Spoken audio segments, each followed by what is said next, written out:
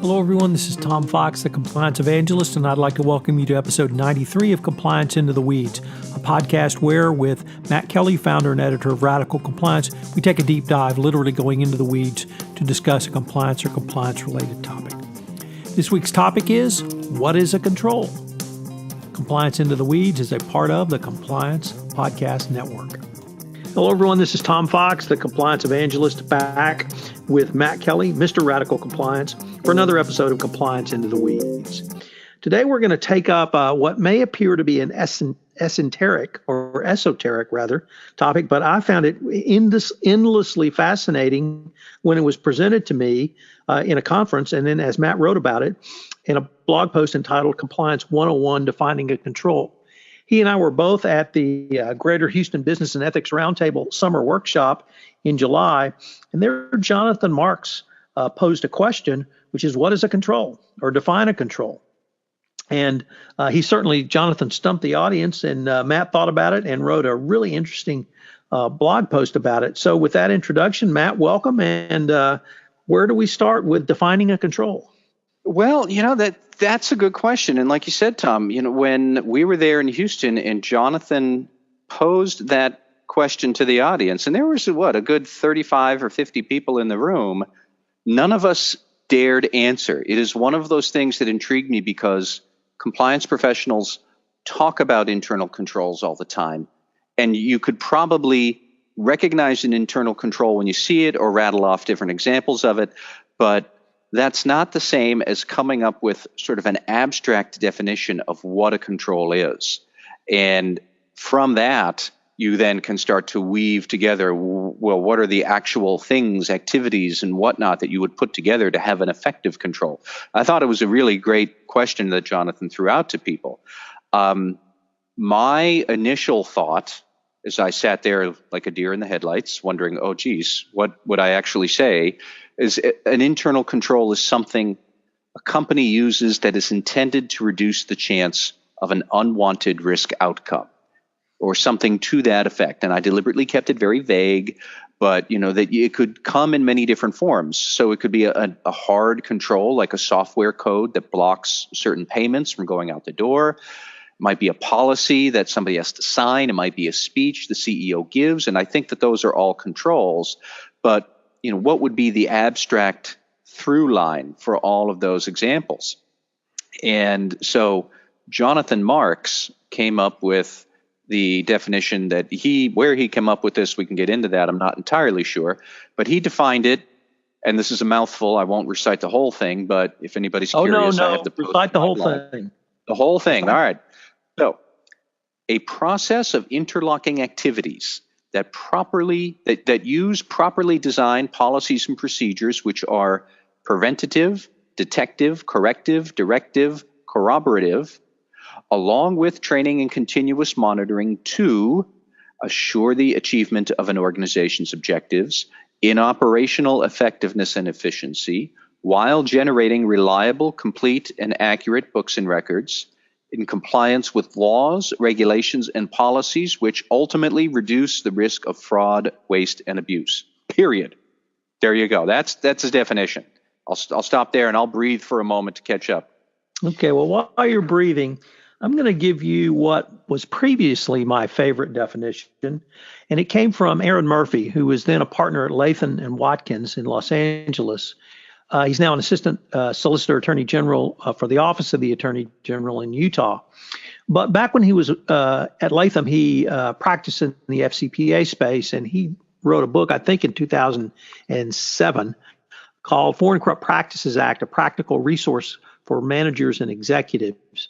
And there he defined internal controls as follows.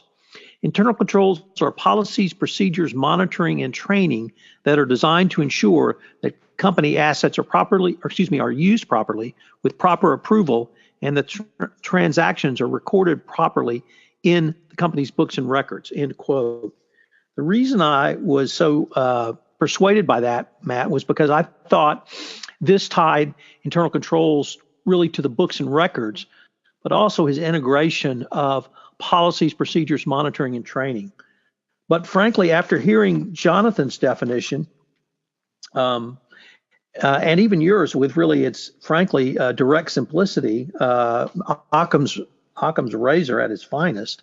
I thought really encapsulated broader than what Aaron had written, because it talked about, in addition to monitoring, even continuous monitoring, corroboration, and utilizing, in our favorite word, the OODA feedback loop to take that information and make more robust, more efficient, and more effective your internal controls going forward.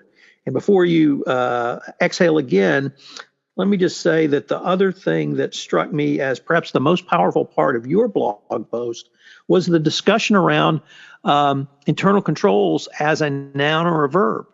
And I certainly had thought of it as a noun. But when you sort of walk through your analysis of that and persuaded me that if at least you will consider it as a verb, then it becomes much more clear, I think, not only what an internal control is, but truly the power of an internal control.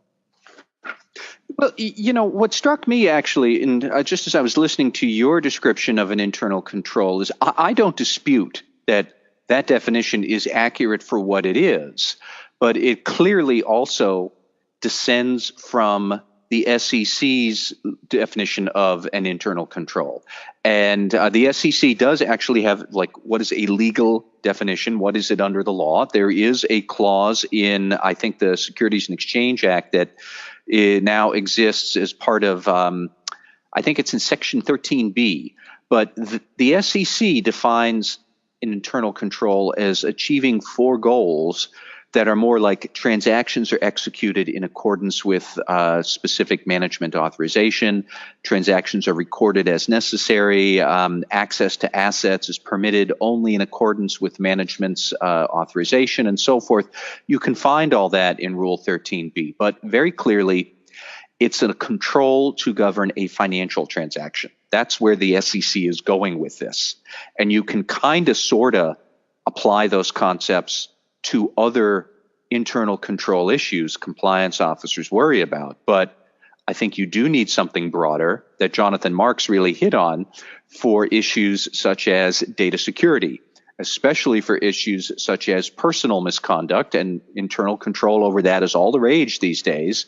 But a lot of what the SEC might define as the legal definition of an internal control, well, if it's for accounting and transactions, it's not much good to you if you're worried about reputation risk and personal misconduct. So that was something that I had thought of. But the other part where you were talking about control as a noun or as a verb, we should also give a nod to COSO, because that is clearly where Jonathan Marks derived his definition from the COSO definition, which came first. But COSO defines internal control as a process. And that's the key thing, the concept. An internal control is not a noun that you add or you conjure up or you buy. An internal control is a process. It's a collection of activities that get something done. And then suddenly you start to see it a little bit more comprehensively and usefully. To my thinking, the key part of Jonathan Marks' definition is where he said an internal control is a process of interlocking activities that use properly designed policies and procedures. Now, to do what? To do whatever it is your board is telling you have to do today, really. But it's more thinking through what's the process we're going to build, and the building blocks are going to be policies and procedures, but which ones are we going to pluck out and put together and interlock and configure some way so that we can work our way to whatever the objective is. And, I would say the objective is always a business objective done in a risk-aware manner. So you are achieving business, but not in a non-compliant, reckless, risk-unaware way. So that's a long-winded way of trying to put all of those concepts together, but it's a very good, useful, versatile definition that Jonathan came up with.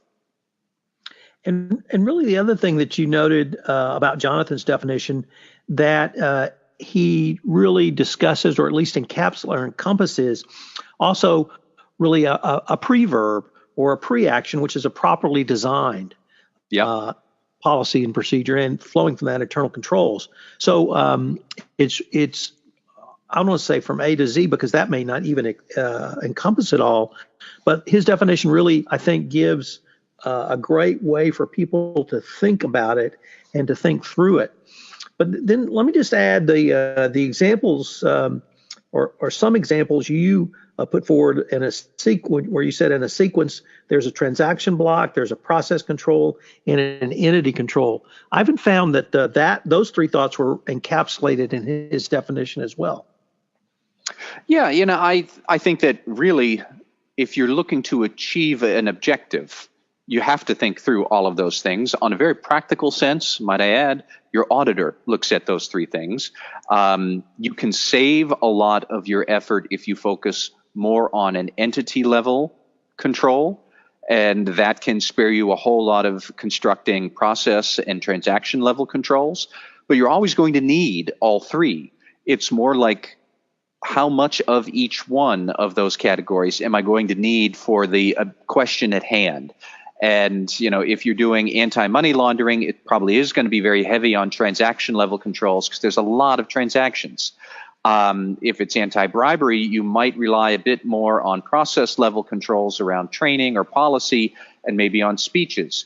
Not necessarily sure. It's always going to depend on the specific situation, but you can see how you should be thinking about these things. And I love how Jonathan emphasizes that policies and procedures are properly designed, because too often we take the controls, the policies and procedures we have, and we figure, well, this is what I got to work with, so how do I make it fit? Well, if it's not properly designed, it's not going to fit. So it's okay to be thinking about how do we revisit all of this and try and make it fit in a more intelligent way. It's a perfectly fine way to do it, and I'm not sure that we do it often enough.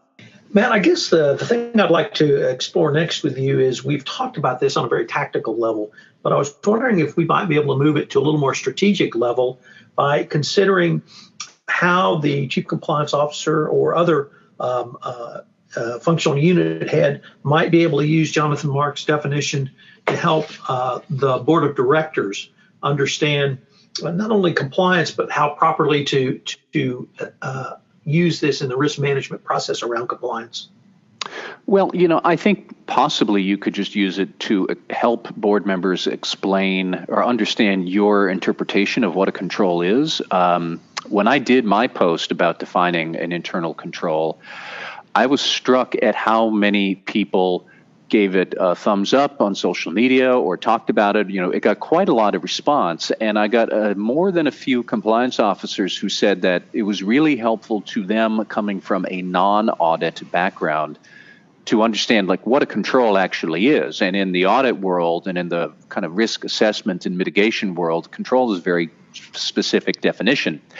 So it's entirely possible that you could just use that definition to sit down with the board and talk about what a control actually is in your view, how you might disassemble a system of internal control or control environment versus control activities, which we have talked about on this podcast before, and kind of break it down for the board to say, here are the policies and procedures we're putting together in this certain sequence and fashion to address this certain risk that you have defined for me, the compliance officer, and this is how I'm going about it.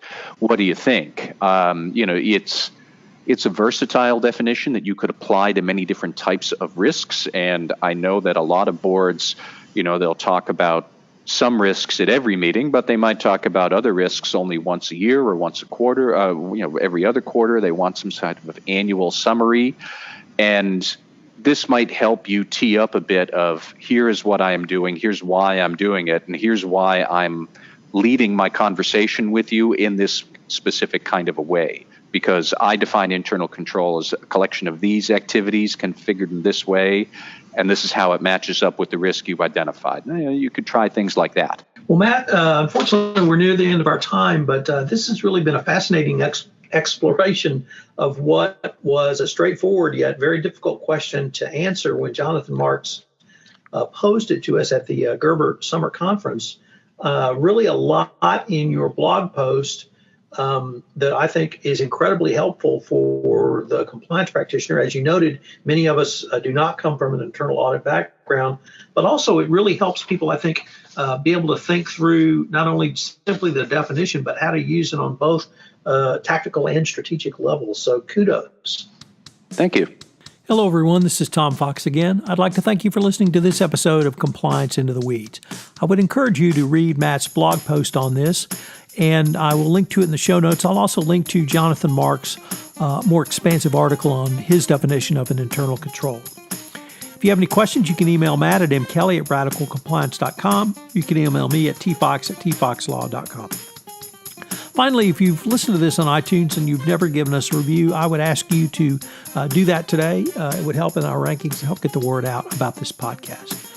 This is Tom Fox. Thank you very much for listening to this episode of Compliance Into the Weeds, which is a part of the Compliance Podcast Network.